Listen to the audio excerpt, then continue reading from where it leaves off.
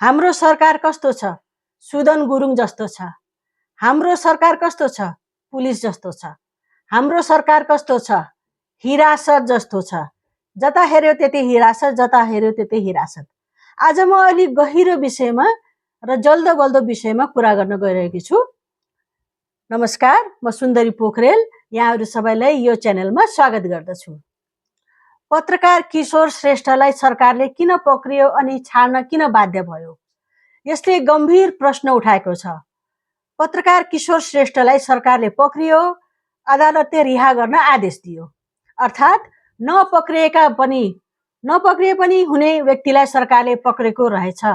अदालतले रिहा गरेपछि यही कुरा पुष्टि भएन र? नै भने त अदालतले किन रिहा गर्थ्यो र? अनि हाम्रा गृहमन्त्री सुदन गुरुङले चुनावी बाचा सम्झाउँदा मलाई दिएको भोट फिर्ता लैजाऊ भन्नुभएको छ। जनताले चुनावी बाचा सम्झाउँदाखेरि चुनावमा गरेका बाचा यो म गर्छु भनेर जनतालाई बाचा गरेर आएका बाचाहरू पुरा नगर्दा जनताले सम्झाउँदाखेरि हाम्रा सुदन गुरुङ हाम्रा गृहमन्त्रीले के भन्नुहुन्छ भने तपाईका भोटहरू फिर्ता लैजानुहोस्। वाह, क्या गजबका नेता पाएका छौँ हामीले। संसारमा यस्ता नेता बिरलै देख्न पाइन्छ। बाचा अनुसार काम किन गरिनस् भनेर सोद्धा भोट फिर्ता लैजा भन्ने। सुदनलाई दिएको भोट फिर्ता लिन सकिँदैन। हेर्नुहोस्, यस्तो कानुनी व्यवस्था नै छैन। यस्तो कानुनी व्यवस्था हुने हो भने अहिलेका धेरै सांसदहरूले आफ्नो सांसद पदबाट हात धुनु पर्थ्यो होला। जनताले भोट फिर्ता लिन सक्छन् भने पत्रकार किशोर श्रेष्ठले पनि हिरासतमा बसेका 5 दिन फिर्ता पाउनु पर्छ।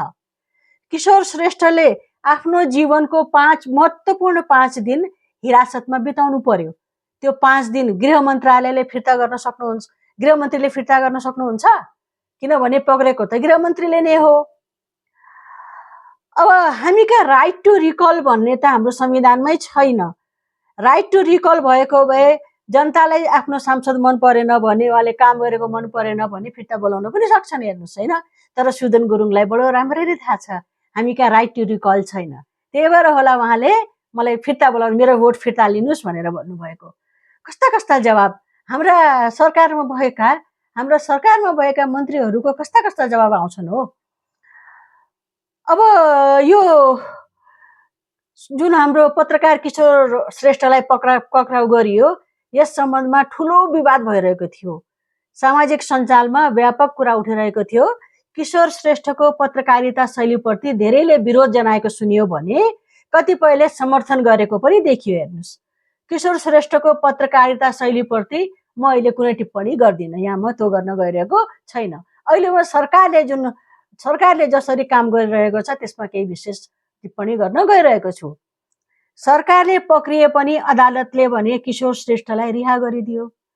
अर्थात् नपक्रदा पनि हुने व्यक्तिलाई सरकारले पक्रेको रहेछ। सरकारले नियम कानुन होइन, सनकको भरमा दुराग्रह र पूर्वाग्रहको आधारमा नागरिकलाई पक्राउ गर्न थालेको छ। हेर्नुहोस्, किशोर श्रेष्ठको गिरफ्तारी पनि त्यस्तै बढेको थियो भन्ने पुष्टि भइसकेको छ। कतिपय केसहरूमा के भएको छ, सरकारले समाएको छ र अदालतले रिहा गरिदिएको छ। सरकारले कुनै नियम कानुन नमानिकन, कुनै नियम कानुन नलगाइकन सरकारले पक्राउ गर्छ, अदालतले छोडिदिन्छ। सरकारले सनकको भरमा पक्राउ गर्छ, अदालतले छोडिदिन्छ। अहिलेसम्म हामीले यो 4 महिना जति भयो हामीले देखेको यही नै हो। सरकारले किशोर श्रेष्ठलाई मात्र नभएर धेरैजनालाई पक्रेको छ र अदालतले रिहा गरिदिएको छ। यसबाट के बुझिन्छ भने सरकारले देशलाई नै हिरासतमा परिणत गर्न खोजेको त होइन, त्यही गर्न खोजेको यो सरकारले देखिन्छ। लोकतन्त्रमा कसैलाई गिरफ्तार गर्नु सामान्य कुरा होइन हजुर। त्यसै सजिलरी लोकतन्त्रमा त्यति सजिलरी कसैलाई गिरफ्तार गर्न पाइँदैन जबसम्म सरकारले पूर्ण रूपमा सबुतहरू जुटाउँदैन। सरकारले कसैलाई गिरफ्तार गर्न पाउँदैन, सनकको भरमा गिरफ्तार गर्न पाइँदैन। सुदन गुरुङजी, गिरफ्तार गर्न अति आवश्यक अवस्थामा मात्र गिरफ्तार गर्न सकिन्छ। सरकारले गरेको गिरफ्तारीलाई अदालतले समर्थन गरेको हुनुपर्छ, अर्थात् कानुनले मान्यता दिएको हुनुपर्छ। यसको अर्थ हो सरकारले पनि कानुन पालना गर्नुपर्छ। कानुनको बरखिलाफमा गएर व्यक्तिलाई पक्राउ गर्न पाइँदैन। तर अहिलेका कतिपय केसहरूमा हेर्दाखेरि सरकारले कानुन विपरीत गएर नै पक्राउ गरिरहेको देखिन्छ र अदालतले त्यसलाई सच्याउँदै हिरासतबाट छोडाएको देखिन्छ।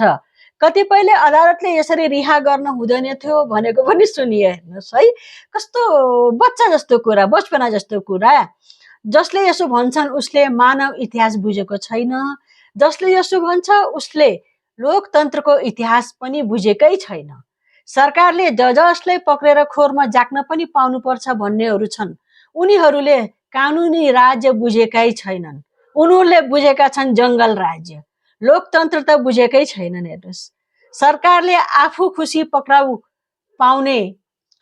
गर्न पाउने प्रथा अतीतमा थियो। हाम्रो पास्टमा यो प्रथा थियो। हाम्रा जुन हजुरबाहरू हुनुहुन्छ, इभन हाम्रा बुवाहरूले पनि यो भोग्नु भएको छ। हेर्नुहोस्, राणा कालमा त्यस्तै थियो। सरकारले जसलाई पक्रे पनि हुन्थ्यो। त्यसो गर्दा राज्य समाजमा के भयो त अन्याय र अत्याचार हुन्थ्यो। अब जनताको जे कुरा पनि अलिकति के कुरा पनि कसैको मन परेन भने सरकारले के गर्थ्यो, पक्राउ गर्थ्यो, सजाय दिन्थ्यो र सरकारमै सबै के थियो त शक्ति थियो। तर सरकारमा बसेकाहरूले आफू खुसी गर्न पाउने व्यवस्था विरुद्ध विश्वभरिका हरेक देशमा सङ्घर्ष भएका छन्। हामीले यो बिर्सनु हुँदैन। हेर्नुहोस्, हाम्रो देशमा पनि त्यस्तै सङ्घर्ष भएर यो लोकतन्त्र आएको हो। यस्तो सङ्घर्ष गरेर विश्वलाई बाटो देखाउने काम मुख्य गरी युरोपेली देशहरूले गरे। यसमा बेलायत र फ्रान्स अग्रणी छन्। यसमा विशेष गरी फ्रान्समा भएको सङ्घर्ष र आजको नेपालको तुलना म गर्छु है त। यो फ्रान्समा एउटा रिभोल्युसन भएको थियो। फ्रान्समा भएको त्यो रिभोल्युसनलाई ग्लोरियस रिभोल्युसन भनिन्छ। यो 1789 मा भएको थियो। त्यसपछि त्यहाँ सेपरेसन अफ पावरको सिद्धान्तको विकास भयो। यो सेपरेसन अफ पावर भनेको एकदमै महत्त्वपूर्ण सिद्धान्त हो, जसले प्रत्येक नागरिकलाई आफ्नो ठाउँमा बोल्ने अधिकार, आफ्नो हकको लागि लड्ने अधिकार दिन्छ। हेर्नुहोस्, सेपरेसन अफ पावर भनेको शक्ति पृथकीकरण, जसलाई हामीले भन्छौँ हाम्रो नेपालीमा। यो सिद्धान्तले के भन्छ भने राज्यमा शक्ति कुनै एक ठाउँमा केन्द्रित हुन हुँदैन। राज्यको शक्ति विभिन्न ठाउँमा राखिनुपर्छ। कुनै एउटासँग मात्रै त्यो शक्ति गयो भने के हुन्छ त, उसले आफू खुसी निर्णय गर्नेछ र त्यो निर्णय गर्दाखेरि त्यो गलत पनि हुन सक्छ। त्यसलाई सच्याउने कसले त? त्यही भएर यो शक्ति पृथकीकरणको सिद्धान्त यहाँ आयो र यो सिद्धान्त एकदमै पपुलर भयो र लोकतन्त्रमा यसको ठुलो महत्त्व छ। अब कुनै एउटाले शक्तिको दुरुपयोग गर्यो भने अर्कोले त्यसलाई नियन्त्रण गर्नुपर्छ। यो शक्ति पृथकीकरणको नियममा त्यो छ। हेर्नुहोस् हैन, यो सिद्धान्तमा त्यो छ। यही अवधारणा अनुसार संसद, सरकार र न्यायपालिका बेग्ला बेग्लै अस्तित्वका रूपमा अगाडि बढे। यिनीहरूको आफ्नो छुट्टै अस्तित्व छ। एकले अर्कामाथि हस्तक्षेप गर्न पाउँदैन। हेर्नुहोस्, अनि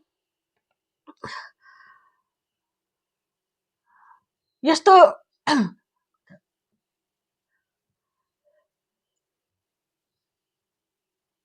माफ गर्नु होला, यो अलिकति म यहाँ डिस्टर्ब भएँ। यही अवधारणा अनुसार संसद, सरकार र न्यायपालिका बेग्ला बेग्लै अस्तित्वका रूपमा अगाडि बढ्यो। एकले अर्कोलाई हस्तक्षेप नगर्ने र एकले अर्काको गल्तीमा अंकुश लगाउने, गल्ती सुधार्ने, तर एकले अर्कालाई काम गर्दाखेरि हस्तक्षेप नगर्ने।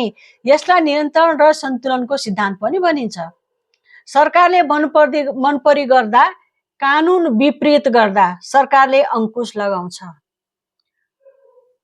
अहिले बालेन सरकारको पालामा मात्र होइन, विगतमा पनि सयौं प्रकरणमा न्यायालयले सरकारको निर्णयलाई उल्टाइदिएको छ। अब यहाँ आएर कतिपयले के भन्नुहुन्छ भने यो बालेन सरकारको न्यायालय छ, त्यसमा बालेन सरकारका न्यायाधीशहरू नभएकाले यस्तो भएको भन्नुहुन्छ। पास्टमा पनि हेर्नुभयो भने यो धेरैचोटि भएको छ। यो बालेन सरकारलाई मात्रै भएको होइन। हेर्नुहोस्, यो शक्ति पृथकीकरणको सिद्धान्त के हो यो जनताले बुझ्न एकदमै आवश्यक छ। यो बुझ्नु भएन भने अन्धविश्वास अन्धो भएर तपाईँले कुनै एउटा सरकारको सपोर्ट गर्नुभयो भने त्यसमा त्यो भुमरीमा भोलि तपाईँ पनि पर्न सक्नुहुन्छ। त्यही भएर यो कुरा राम्ररी बुझ्नुहोस्, सरकारले गरेका गल्तीको न्यायालयले के गर्दछ त त्यसलाई सुधार गर्छ र विगतमा पनि सयौं प्रकरणमा न्यायालयले सरकारको निर्णयलाई उल्टाइदिएको छ। न्यायालय स्वतन्त्र र निष्पक्ष हुन्छ, जसले सरकारलाई प्राथमिकता दिने, सरकारले जे भन्यो त्यो मान्ने काम गर्दैन। सरकारको काममा पनि गैर कानुनी के भएको छ भन्ने न्यायालयले हेर्छ। सरकारले पनि कानुन मान्नुपर्छ, जति नागरिकले कानुन मान्नुपर्छ त्यसरी नै सरकारले पनि कानुन मान्नुपर्छ र कानुनमा टेकेर नै कुनै कार्य गर्नुपर्छ। यही मान्यता अनुसार सरकार अदालतले किशोर श्रेष्ठलाई रिहा गर्ने आदेश दिएको हो।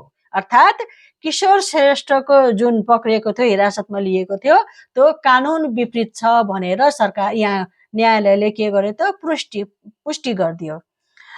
बालेन सरकारले जे भन्यो त्यो मान्ने अथवा कुनै सरकारले जे भन्यो त्यो मान्ने अदालत भयो भने यो समाज, यो देश यस्तो रहँदैन, आतंकको राज्य बन्छ। हेर्नुहोस्, एउटै माथि सबै शक्ति भयो भने त राज्य नै आतंकको राज्य हुन जान्छ। सभ्य समाजमा व्यक्तिलाई पक्राउनु अघि सरकारका प्रहरीले धेरै पटक सोच्नुपर्छ।